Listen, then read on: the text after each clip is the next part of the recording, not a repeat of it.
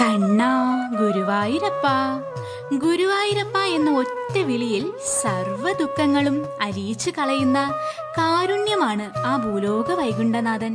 ഇന്ന് ശ്രീലകത്ത് കണ്ണൻ അണിഞ്ഞൊരുങ്ങി നിൽക്കുന്നത് ഒരു ജന്മപുണ്യ ദർശനമായിരുന്നു ഭക്തനേത്രങ്ങൾക്ക്.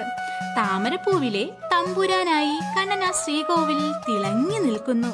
മൃദുലമായ താമരപ്പൂവിന്റെ ഇതളുകൾക്കിടയിൽ ലോകം മുഴുവൻ അടക്കി വാഴുന്ന ഭഗവാൻ ഒരു ചെറിയ ഉണ്ണിക്കണ്ണനായി ബാലഗോപാലനായി വേണുഗാനം പൊഴിക്കാൻ തയ്യാറായി നിൽക്കുന്നു. ആ താമര ഇതളുകൾ പോലെ തന്നെ ലോലമാണ് നമ്മുടെ കണ്ണന്റെ മനസ്സും. കണ്ണന്റെ മുഖത്തെ ആ മനോഹരമായ പുഞ്ചിരി കണ്ടാൽ തന്നെ അറിയാം കേട്ടോ, ഭക്തരോട് എന്തോ പറയുന്നത് പോലെ. എന്താണെന്നോ, ഈ താമരപ്പൂവിൽ നിന്നുകൊണ്ട് ഞാൻ ഉതിർക്കുന്ന ഈ വേണുഗാനം മതി നിങ്ങളുടെ ജന്മം സഫലമാകാൻ എന്ന് കണ്ണൻ പറയാതെ പറയുകയാണ്. കണ്ണാ, നീ നിന്റെ ഈ പൊന്നോടക്കുഴൽ ഊതിയാൽ മതി ഞങ്ങളുടെ എല്ലാ സങ്കടങ്ങളും മാഞ്ഞു പോകാൻ. താമരപ്പൂവിൽ നിന്ന് നീ പുറത്തേക്ക് വരുമ്പോൾ കൂടെ പോരുന്നത് ഞങ്ങളുടെ പ്രാർത്ഥനകൾ കൂടിയാണ്. ആ മയിൽപ്പീലിയും കുസൃതി നിറഞ്ഞ നോട്ടവും ഓടക്കുഴൽ പിടിച്ച കുഞ്ഞി കൈകളും, ഇനി ഒരു ജന്മമുണ്ടെങ്കിൽ ഇതിലും വലിയൊരു പുണ്യം കാണാനില്ല.